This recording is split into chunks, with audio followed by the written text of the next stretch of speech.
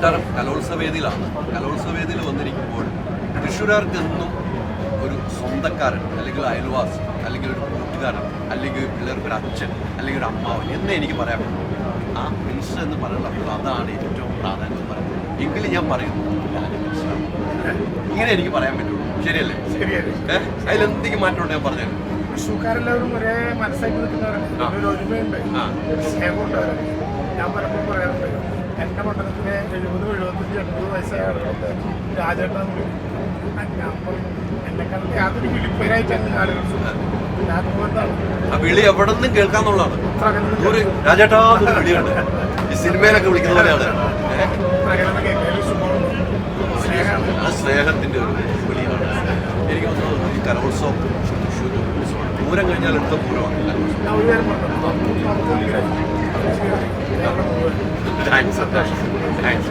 ഈ പറഞ്ഞ കലോത്സവം അല്ലേ, വലിയൊരു പൂരമാണ് അല്ലേ. 10,000 അവരുടെ പേരൻസ് 14 ജില്ലകൾ ഇതിനെ സ്വീകരിക്കാൻ തൃശ്ശൂരിൻ്റെ ഒരു ഒരുക്കം തൃശ്ശൂരിൻ്റെ നേതൃത്വത്തിൽ ആദ്യം തുടങ്ങിയ ആ ഒരുക്കങ്ങൾ വിലയിരുത്തുന്നത് ഇന്ന് സ്റ്റാർട്ട് ചെയ്തത് എന്താണ് അതിരുകളില്ലാത്ത വിധത്തിലുള്ള സന്തോഷം. യഥാർത്ഥത്തിൽ ആത്മസംതൃപ്തി എന്ന വാക്ക് പറയാൻ പറ്റും, പക്ഷേ പതിനെട്ടിന് അവസാനിക്കുമ്പോഴാണ് ഞാനത് പൂർണ്ണമായിട്ട് പറയാൻ പറ്റും. ഇപ്പോഴത്തെ ഘട്ടത്തിൽ എല്ലാ പ്രതീക്ഷകളിൽ നിന്നും ഒരു തരി പോലും കാണാതെ മുന്നോട്ട് പോകും. സ്വാഭാവികമായിട്ടും തൃശ്ശൂർ കലാമാമാങ്കം എന്നൊന്നും പറഞ്ഞിട്ട് കാര്യമില്ല, കലപൂരം പൂരം വിട്ട് തൃശ്ശൂർക്കാർക്ക് ഒരു ഇഷ്ടം. അതുകൊണ്ടാണ് ഇന്ന് യഥാർത്ഥത്തിൽ ഇന്നത്തെ മേളം കേട്ടിട്ടുണ്ട്. ഇത്തര മേളത്തിൻ്റെ തനിയാവിഷ്കാരം ഇത്തറ പടക്കുന്നവൻ പിന്നെ മതിലകത്ത് പാടുകൂട്ടുന്ന ഏക ക്ഷേത്രവും ഏക പരിപാടിയുമാണ് എലഞ്ഞിത്തറ. എലഞ്ഞിത്തറ മേളത്തിൻ്റെ മേള പ്രമാണി തന്നെ നേതൃത്വം തിരുവമ്പാടിയുടെയും പാർവതിയുടെയും 2 മേള പരിപാടികൾ ഒരുമിച്ച് മേഘാൻ അതിൻ്റെ വ്യത്യസ്തമായി ഓരോ കാലവും കിട്ടിക്കയറുന്ന വ്യത്യസ്തമായിട്ട് അനുഭവമാണ്. ഒരു അസുര വളരെ മറ്റേ ഗംഭീരമായിട്ടുള്ളൊരു മേളം, ഒരു രൗദ്രതാളത്തിൻ്റെ മേളം അതോടുകൂടിയാണ് ആരംഭിക്കുന്നത്. 64 കൊല്ലങ്ങൾ അത് കുടമാറ്റത്തിൻ്റെ സിമ്പലായി അവതരിപ്പിച്ചു. CM ഒന്ന് ഇറങ്ങിയപ്പോൾ തന്നെ ആദ്യം ചോദിച്ചത് നിങ്ങൾ തൃശ്ശൂർക്കാർ പോരില്ലാണ്ട് ഒരു കച്ചവടമില്ലാണ്ട് അതാണ് അതിൻ്റെ ഒരു സന്തോഷം.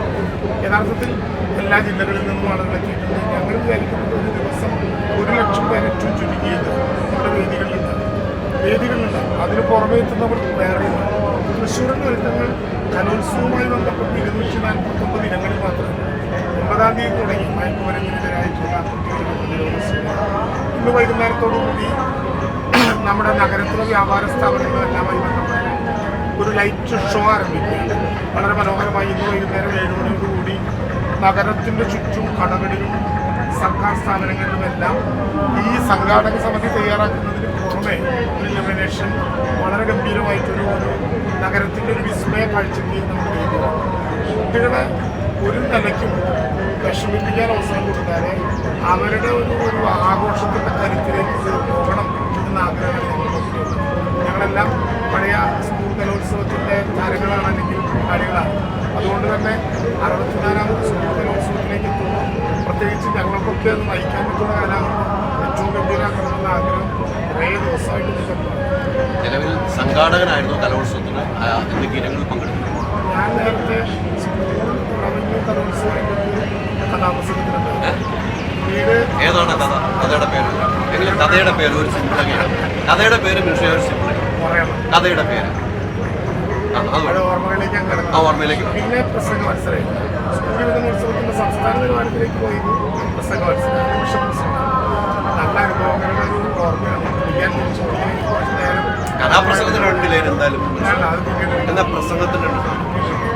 അല്ല നല്ല 5 മിനിറ്റ് മുമ്പ് ഒരു വിഷയം, 5 മിനിറ്റ് അതെ ആ വിഷയത്തിനോട് 5 മിനിറ്റ് കഴിഞ്ഞാൽ 5 മിനിറ്റ് നേരം പ്രസംഗിക്കുക. സത്യത്തിൽ സമഗ്രമായിട്ടുള്ള വിഷയങ്ങൾ അറിയേണ്ട ഒന്നാണ്. നമ്മുടെയൊക്കെ ഉള്ളൊരു സന്തോഷം ഈ ആ കാലത്ത് ഞാൻ ഇപ്പോഴത്തെ കുട്ടികളോട് പറയാനുള്ളത്, ഇത് കേവലം ഒരു കലോത്സവത്തിൽ പങ്കെടുത്ത് സമ്മാനം കിട്ടലല്ല, ഇതിങ്ങനെ ഒരു അലച്ചിലാണ്. പാടിയും കേട്ടും പഠിച്ചും പറഞ്ഞും പിന്നെ സൗഹൃദങ്ങളിങ്ങനെ പൂത്തുലയും. ഇപ്പോഴും കാസർഗോഡ് നിന്നും തിരുവനന്തപുരത്തു നിന്നും ഒക്കെ ഒപ്പം പങ്കെടുത്തിട്ടുള്ള പിന്നെ മത്സരാർത്ഥികളുമായിട്ടുള്ള ആത്മബന്ധം ഇപ്പോഴും വെച്ച് പിന്നെ പുലർത്തുന്നുണ്ട്.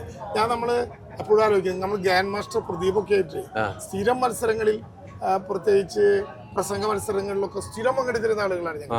ഇങ്ങനെ കാസർഗോഡ് തിരുവനന്തപുരം വരെ ഇപ്പോഴത്തെ കുട്ടികൾ മറക്കാതിരിക്കേണ്ടത് ഇതിൻ്റെ ഒരു സമ്മാനമല്ല പ്രശ്നം. ഇത് ഉയർത്തുന്ന ഒരു ആശയമുണ്ട്, ഇത് ഉയർത്തുന്ന പുതിയ സൗഹൃദങ്ങളുണ്ട്, ഇത് കൊണ്ടുവരുന്ന ചില കൂട്ടായ്മകളുണ്ട്, ചില സന്തോഷങ്ങളുണ്ട്. ലോകം വിപുലമാകുകയാണ് നമ്മുടെ. ഒരു സ്കൂളിൽ നിന്ന് കലയുടെ ഒരു പുതിയ ലോകത്തിലേക്ക് മലയാളം അറിയുന്ന മനുഷ്യരുടെ മുമ്പിൽ അസാമാന്യമായി പറന്നു നടക്കാൻ പറ്റും.